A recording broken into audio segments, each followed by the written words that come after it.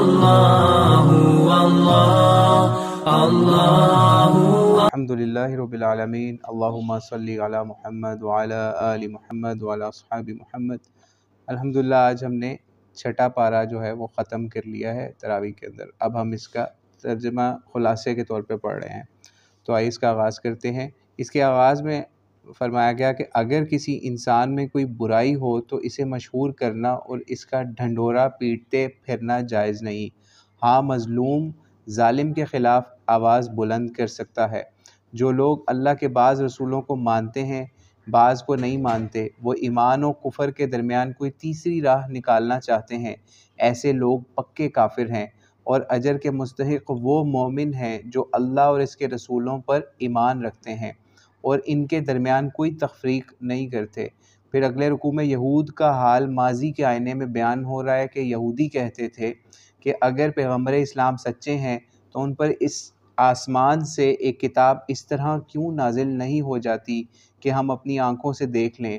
فرمایا، اے نبی صلی اللہ علیہ وآلہ وسلم، آپ ان کی فضول باتوں سے پریشان نہ ہوں، یہ تو موسیٰ سے اس سے بھی بڑی فرمائش کر چکے ہیں کہ خود خدا کو اپنی آنکھوں سے دیکھ لیں۔ پھر یہی ہیں جنہوں نے بچھڑے کی پرستش کی یا عبادت کی، یہی تھے جنہوں نے ہفتے کے دن کی تعظیم کے حکم کا مذاق اڑایا، نبیوں کو ناحق قتل کیا، مریم صدیقہ پر بہتان لگایا، عیسیٰ علیہ السلام کو سولی پر چڑھانے کی سازش کی، حالانکہ نہ وہ قتل ہوئے نہ سولی چڑھے بلکہ وہ شبہ میں گرفتار ہوئے۔ یہود کو سود کھانے سے روکا گیا مگر یہ لوگ باز نہ آئے، لوگوں کا مال ناجائز طور پر یہ کھاتے رہے۔ یہ ایسے لوگوں سے ایمان لانے کی توقع فضول ہے۔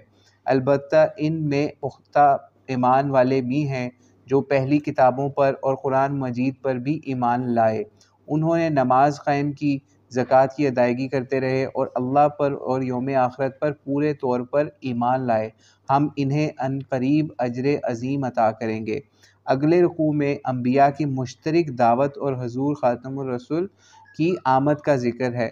فرمایا کہ اے پیغمبر، ہم نے تمہاری طرف اسی طرح وحی بھیجی جیسے نوح، ابراہیم، اسماعیل، اسحاق، یعقوب، اولاد یعقوب، عیسیٰ، ایوب، یونس، ہارون، سلیمان، داؤد، موسیٰ علیہم السلام پر نازل فرمائی تھی۔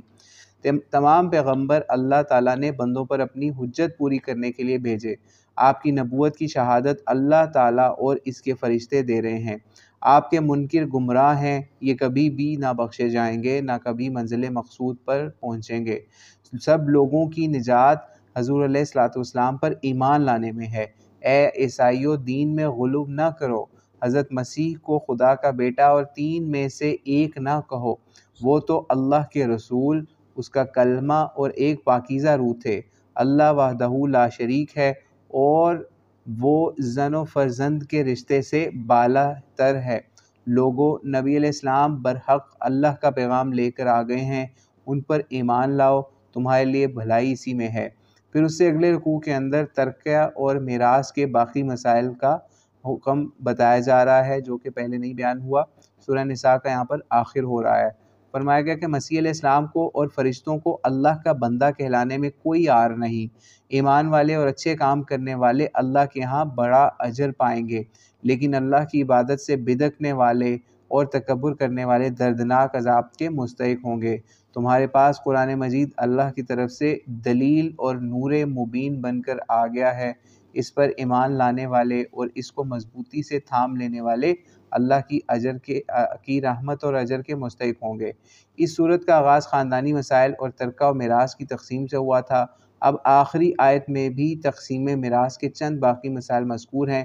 مثلاً کوئی شخص فوت ہو جائے، نہ اس کی اولاد ہو نہ والدین باقی ہوں، ہاں اس کی حقیقی بہن ہو تو اس کو آدھا ترکہ ملے گا، اگر مرنے والی بہن ہے تو بھائی کو سارا مال ملے گا، اگر دو بہنیں ہوں تو ترکے میں سے انہیں 2/3 ملے گا، اگر بھائی بہن ملے جلے ہیں یعنی کچھ مرد اور کچھ عورتیں تو پھر اسی قاعدے سے حصے تقسیم ہوں گے کہ مرد کے لیے 2 اور عورتوں کے لیے 1 حصہ۔ فرمایا، ہم یہ مسائل اس لیے بیان کرتے ہیں کہ تم بھٹکتے نہ پھرو، اللہ ہر امر سے باخبر ہے۔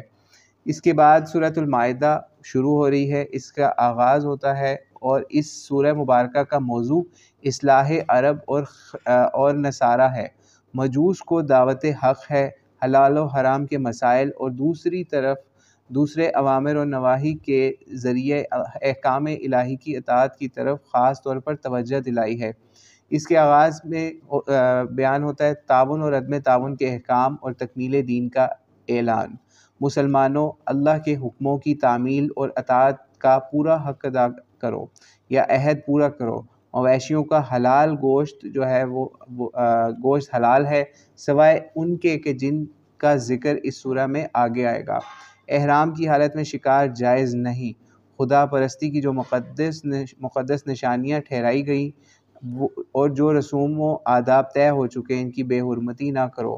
ذوالقعدہ، ذوالحجہ اور محرم اور رجب ان مہینوں میں حاجیوں کی آمد و رفت رہتی ہے، ان میں جنگ نہ کرو اور حاجیوں کے جان و مال کو نقصان نہ پہنچاؤ۔ مشرکو، تم نے حج سے روکا تھا، اب تم اس کے بدلے ان حاجیوں کو نہ روکنا۔ نیک کاموں میں ایک دوسرے سے تعاون کرو اور برے کاموں میں تعاون نہ کرو۔ اعلان حق ہوا، آج کفر اسلام سے مایوس ہو گیا ہے۔ میں نے تمہارے لیے دین مکمل کر دیا ہے اور تم پر اپنی نعمت تمام کر دی ہے اور تمہارے لیے اسلام کو دین پسند کیا ہے۔ کھانے پینے اور اس طرح کے معاملات میں بے حد بے جا قیدیں اور توہم پرستانہ باقی نہیں رہیں۔ تمام اچھی چیزیں حلال ہیں، اگر سدھائے ہوئے شکاری کتے یا پرندے کے ذریعے شکار کیا جائے تو یہ بھی جائز ہے۔ اہل کتاب کے ذبح کیے ہوئے جانور کا گوشت بھی تم پر حلال ہے، نیز ان کی عورتوں کے ساتھ نکاح بھی کر سکتے ہو۔ مسائل وضو اگلے رکوع کے اندر بیان ہو رہے ہیں۔ تیمم عدل و انصاف کا بیان ہے۔ ارشاد الہی ہے کہ نماز کے لیے کھڑے ہو تو پہلے وضو کر لو، اگر پانی میسر نہ ہو تو پاک مٹی سے تیمم کر لیا جائے۔ خدا تعالیٰ نہیں چاہتا کہ تمہیں کسی طرح کی تنگی میں ڈالے۔ وضو اور تیمم سے مقصود یہ ہے کہ تم میں صفائی اور پاکیزگی پیدا ہو، تم شکر گزار بندے بن جاؤ، تم نے اللہ سے جو عہد کیا ہے اس سے یاد رکھو، اور تم پر نعمت الہی پوری کر دی گئی ہے۔ اب تمہارا فرض ہے کہ اللہ کا شکر ادا کرنے سے غفلت نہ برتو۔ استقامت کے ساتھ اللہ کے حکموں پر عمل کرتے رہو، مضبوطی کے ساتھ حق کے لیے کھڑے ہونے والے اور حق و انصاف کے لیے شہادت دینے والے ہو جاؤ۔ اپنا ہو یا پرایا ہو، موافق ہو یا مخالف، دوست ہو یا دشمن، جس کے ساتھ معاملہ کرو انصاف کے ساتھ کرو، انصاف کی بات کہو۔ اللہ کا وعدہ مغفرت ان لوگوں کے لیے ہے جو ایمان و صالح اعمال پر قائم رہیں گے۔ آخر میں مسلمانوں کو یہ یاد دہانی اس رکوع میں کرائی جا رہی ہے کہ دشمن کے ایک گروہ نے تم کو نقصان پہنچانا چاہا تو خدا نے اس کو بے بس کر دیا۔ اب تم پر لازم ہے کہ اللہ ہی سے ڈرو، اس پر ہی بھروسہ کرو۔ اگلا رکوع 7واں رکوع ہے۔ بنی اسرائیل سے عہد لیا گیا مگر انہوں نے بد شکنی کی۔ اللہ نے بنی اسرائیل سے جو عہد لیا اس پر 12 نقیب مقرر کیے اور فرمایا میری مدد تمہارے شامل حال ہوگی، بشرط یہ کہ تم نماز قائم کرو، زکوٰۃ ادا کرتے رہو، میرے رسولوں پر ایمان لاؤ، ان کی مدد کرو اور اللہ کو قرض حسنہ دو۔ اگر تم نے ایسا کیا تو تمہارے گناہوں کو دور کر دے گا اور جنتوں میں داخل کروں گا۔ لیکن انہوں نے عہد توڑ ڈالا تو لعنت میں گرفتار ہوئے اور ان کے دل سخت ہو گئے۔ نصارہ سے بھی اللہ تعالیٰ نے عہد لیا مگر وہ ایک حصہ بھلا بیٹھے، جس کے نتیجہ یہ ہوا کہ ان کے اندر قیامت تک کے لیے عناد و اختلاف کی آگ بھڑک اٹھی۔ اہل کتاب سے کہا گیا کہ اللہ تعالیٰ نے اپنے آخری پیغمبر اور قرآن پاک کے ذریعے جو روشنی دکھائی ہے اس کی قدر کرو اور اندھیرے میں بھٹکنے کی بجائے سیدھی راہ کی طرف آ جاؤ۔ عیسائیوں نے مسیح کو خدا بنا لیا۔ اللہ نے نصارہ کے اس دعوے کی تردید فرمائی کہ مسیح علیہ السلام خدا کے بیٹے نہیں ہیں، اور نیز فرمایا کہ حضور علیہ السلام کو بھیج کر حجت پوری کر دی گئی ہے، اب ذمہ داری ان پر ہے کہ وہ بشیر و نذیر پر ایمان لاتے ہیں یا نہیں۔ اگلے رکوع کے اندر بنی اسرائیل کی بزدلی کی انتہا کا بیان آیا ہے کہ بنی اسرائیل کو یاد دہانی کرائی گئی کہ خدا نے ان کو عظیم فضل اور نبوت اور حکومت سے نوازا، ان کو فتح و نصرت کے وعدے کے ساتھ بیت المقدس میں داخل ہونے کا حکم دیا، لیکن انہوں نے بزدلی دکھائی اور کہنے لگے وہاں تو زبردست لوگ قابض ہیں، جب تک وہ نہ نکلیں گے ہم ہرگز نہ جائیں گے۔ اے موسیٰ، تم اور تمہارا خدا جائے اور ان سے لڑے، ہم تو یہاں بیٹھے ہیں۔ اس کی سزا یہ ملی کہ وہ 40 سال صحرا میں بھٹکتے رہے، انہیں ارض مقدس میں داخل ہونے کی سعادت نہ ملی۔ اگلے رکوع میں قتل انسانی، غارت گری اور عبرت انگیز سزائیں بیان ہو رہی ہیں، اور اس میں حضرت آدم علیہ السلام کے 2 بیٹوں کا واقعہ یاد دلایا جا رہا ہے کہ انہوں نے قربانی پیش کی، ایک کی قربانی قبول نہ ہوئی تو اس نے دوسرے بیٹے کو یا اپنے بھائی کو قتل کر دیا۔ یہ انسانیت میں پہلا قتل تھا۔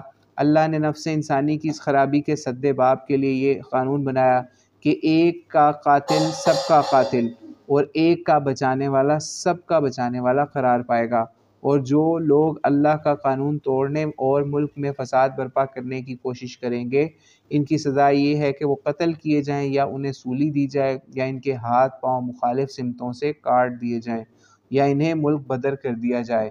یہ سزائیں ان کے اس جرم کے مطابق ہوں گی۔ پھر اگلے رکوع میں چوری کی سزا اور انصاف کا فیصلہ، اس کا ذکر آ رہا ہے کہ مسلمانوں ہر حال میں اللہ کی نافرمانی کے نتائج سے ڈرتے رہو اور اس تک بچنے کا یا اس تک ذریعہ ڈھونڈو، اس کی راہ میں جد و جہد یا جہاد کرو، چور مرد ہو یا عورت اس کے ہاتھ کاٹ ڈالو۔ رسول اللہ صلی اللہ علیہ وسلم سے فرمایا گیا کہ آپ ان لوگوں کی حرکات سے غمزدہ نہ ہوں جو کفر میں دوڑ دھوپ کرنے والے ہیں، زبان کے مومن دل کے کافر ہیں، جھوٹے ہیں اور کافروں کے جاسوس ہیں، کتاب اللہ میں بھی ہیر پھیر کرنے سے نہیں چوکتے یا آپ کا کچھ نہیں بگاڑ سکتے، یا آپ کے پاس کوئی قضیہ یا کوئی مسئلہ لائیں تو آپ انصاف کے ساتھ اس کا فیصلہ فرما دیں۔ اللہ انصاف کرنے والوں کو دوست رکھتا ہے۔ آپ سے یہ فیصلہ کرانے لگے ہیں، ان کے پاس تورات، اس میں احکام الہی موجود ہیں، لیکن یہ اس سے پھر جاتے ہیں۔ اگلے رکوع کے اندر کتاب الہی سے فیصلہ نہ کرانے والے کون ہیں ان کا ذکر آ رہا ہے، اور اس میں یہودیوں کو ملامت فرمائی گئی ہے کہ تمہاری کیسی بدبختی ہے کہ جس کتاب کے تم شاہد اور امین بنائے گئے تھے، اس کے احکام کے مطابق اپنے معاملات کے فیصلے کرانے سے تم گریز کر رہے ہو۔ اس میں ہم نے فرض قرار دیا ہے کہ جان کے بدلے جان، کان کے بدلے کان، آنکھ کے بدلے آنکھ لی جائے گی، اس طرح زخموں کا قصاص ہے۔ یاد رکھو احکام الہی کے مطابق فیصلہ نہ کرنے والے ہی ظالم ہیں۔ پھر اگلی آیات میں آتا ہے کہ وہی فاسق ہیں، پھر اگلی آیات میں آتا ہے کہ وہی کافر ہیں۔ نصارہ کو بھی تنبیہ فرمائی گئی کہ انہیں بھی اپنے تمام معاملات کے فیصلے انجیل کے مطابق کرانے کا حکم ہوا تھا۔ اس میں ہدایت ہے، نور ہے اور پرہیزگاروں کے لیے نصیحت ہے۔ جو اس کی خلاف ورزی کریں گے وہ نافرمان قرار پائیں گے۔ حضور علیہ الصلوۃ والسلام سے فرمایا گیا کہ قرآن مجید تمام اختلافات کے درمیان فیصلہ کرنے والا کلام بن کر اترا ہے۔ آپ اہل کتاب کی پرواہ نہ کریں، تمام فیصلے قرآن مجید کے مطابق کریں، ہوشیار رہیں کہ اہل کتاب آپ کو اپنی خواہشات کی طرف موڑ نہ پائیں۔ اگلے رکوع کے اندر یہود و نصارہ کو دوست نہ بنانے کی تنبیہ کی جا رہی ہے۔ مسلمانوں کو خبردار کیا گیا کہ یہود و نصارہ یعنی یہود اور عیسائیوں کو اپنا دوست نہ بنائے، جو ان کو اپنا دوست بنائے گا وہ انہی میں شمار ہوگا۔ وہ منافق ہیں جو اس بات سے ڈرتے ہیں کہ یہود و نصارہ سے کھلم کھلا بگاڑ کر لیا تو کل کو ان کا پلہ بھاری رہا تو کیا ہوگا، حالانکہ انہیں سوچنا چاہیے کہ اسلام کی فتح کے بعد ان کا سارا پول کھل جائے گا۔ تب کیا ہوگا؟ منافقین اگر مرتد ہونا چاہیں تو وہ ہو جائیں، اللہ کو کوئی پرواہ نہیں، وہ ان کا محتاج نہیں۔ اللہ اسلام کی حمایت کے لیے ایسے لوگوں کو کھڑا کر دے گا جن سے اللہ محبت کرے گا، وہ اللہ سے محبت کریں گے، وہ اہل ایمان کے لیے نرم و کفار کے لیے سخت ہوں گے، اللہ کی راہ میں جہاد کریں گے اور کسی کی ملامت کی پرواہ نہیں کریں گے۔ اگلے رکوع 13ویں رکوع کے اندر نصارہ کے اگلے رکوع کے اندر یہود کے برے خصائل جو ہیں یا ان کی بری خصلتیں بیان کی جا رہی ہیں۔ منافقین کی بے اہمیتی پر ملامت بھی فرمائی گئی کہ یہود کو اپنا دوست بناتے ہیں، جو اپنی مجلسوں میں اسلام کا مذاق اڑاتے ہیں، انہیں نماز کے لیے بلاؤ تو اس کی ہنسی اڑاتے ہیں۔ یہود کو آخرت میں پتہ چلے گا کہ اللہ کے نزدیک سب سے زیادہ بد انجام کون ہے۔ یہ ایسے دھوکے باز ہیں کہ زبان سے اسلام کا اقرار کرتے ہیں مگر ان کے دلوں میں کفر بھرا ہوا ہے۔ ایسے اکثر افراد اور سرکشی میں تیز ہیں اور سود کی کمائی کھاتے ہیں۔ ان کے علماء بے حس اور بے غیرت ہو چکے ہیں، انہیں برے کاموں سے منع نہیں کرتے۔ اللہ کو کہتے ہیں کہ اس کے ہاتھ بندھے ہوئے ہیں، ان پر اللہ کی پھٹکار ہو، کیا یہ نہیں جانتے کہ اللہ کے دونوں ہاتھ فراخ ہیں؟ یہ لوگ حسد کے جوش میں جنگ کی آگ بھڑکاتے رہیں گے، خدا تعالیٰ ان کی کسی سازش کو کامیاب نہیں ہونے دے گا۔ انہوں نے اسلام کو اپنے لیے خطرہ سمجھ لیا ہے، اگر یہ اس پر ایمان لے آتے تو در حقیقت تورات اور انجیل کو قائم کرنے والے ہوتے اور ان کے لیے دنیا اور آخرت کی کامیابیوں کے دروازے کھل جاتے۔ ان میں سے کچھ میانہ رو بھی ہیں لیکن اکثر برے اعمال میں گرفتار ہیں۔ اس سے اگلے رکوع کے اندر نصارہ کے غلط رویے یعنی کرسچنوں کے غلط رویے اور مشرکانہ عقائد کا ذکر ہے۔ اور پیغمبر اسلام کو حکم فرمایا گیا کہ آپ بالکل نڈر ہو کر ان اہل کتاب تک حق بات پہنچا دیں اور کہہ دیں اے اہل کتاب جب تک تم تورات اور انجیل اور اس قرآن کو قائم نہ کرو گے تمہاری کوئی حیثیت نہیں، خدا سے نسبت صرف ان کو حاصل ہوگی جو ایمان لائیں گے اور اچھے کام کریں گے۔ یہودیوں کے پاس برابر رسول بھیجے جاتے رہے لیکن انہوں نے اپنی خواہشوں کی پیروی کی، رسولوں میں سے بعض کا انکار کیا اور بعض کو قتل ہی کر ڈالا۔ ان جاہلوں نے خدا کی طرف سے ڈھیل دیے جانے سے یہ گمان کر لیا کہ ان کی کوئی پکڑ نہ ہوگی۔ عیسائیوں نے حضرت عیسیٰ علیہ السلام سے گمان کر لیا کہ ان کی کوئی پکڑ نہ ہوگی۔ عیسائیوں نے حضرت عیسیٰ کی تعلیم کے بالکل خلاف حضرت عیسیٰ علیہ السلام کو خدا بنا لیا، ان کو تین میں سے ایک سمجھ لیا، حالانکہ وہ اور ان کی والدہ خوراک کے محتاج تھے، دونوں کھانا کھایا کرتے تھے، ان کے خدا ہونے کا سوال ہی کیسے پیدا ہو۔ عیسیٰ علیہ السلام صرف خدا کے رسول تھے، باقی رسولوں کی طرح اے اہل کتاب دین میں ناحق غلو نہ کرو، ان گمراہوں کے پیچھے نہ چلو جو خود بھی بھٹکے اور دوسروں کو بھی گمراہ کر گئے۔ آخری رکوع کے اندر تبلیغ نہ کرنے کی سزا اور نصارہ کے دو گروہوں کا بیان ہے، اور فرمایا گیا کہ بنی اسرائیل پر حضرت عیسیٰ علیہ السلام اور حضرت داؤد علیہ السلام کی زبان سے لعنت کی گئی کیونکہ وہ نافرمان اور حد سے بڑھنے والے ہو گئے تھے۔ یہ ایسے ہو چکے تھے کہ ایک دوسرے کو برائیوں سے منع نہ کرتے تھے۔ آج بھی ان کی دوستی مشرکوں اور خدا کے منکروں کے ساتھ ہے۔ اگر ان کا اللہ پر اور حضور علیہ الصلوۃ والسلام کی سچائی پر ایمان ہوتا تو کافروں سے دوستی نہ کرتے۔ تم دیکھو گے کہ یہودی اور مشرک مسلمانوں کے سب سے زیادہ جانی دشمن ہیں۔ تم نصارہ میں بعض ایسے لوگوں کو بھی پاؤ گے جو عالم اور تارک الدنیا ہیں اور اپنی حق پسندی کی وجہ سے ان ایمان والوں سے محبت کرتے ہیں۔ ان حق پسند نصارہ نے جب حضور علیہ السلام سے اللہ کا کلام سنا تو ان کی آنکھوں سے آنسو جاری ہو گئے۔ یہ آگے 7واں پارہ شروع ہو رہا ہے، انشاءاللہ تعالیٰ اس کا ہم اگلے سیشن میں اس کا ذکر کریں گے انشاءاللہ، جب ہم اس کو تراویح میں یا قیام اللیل میں پڑھ لیں گے۔ تو اللہ سے دعا ہے ہمیں قرآن پاک پر عمل کرنے والا بنائے۔ واللہ اعلم بالصواب۔ السلام علیکم ورحمۃ اللہ وبرکاتہ۔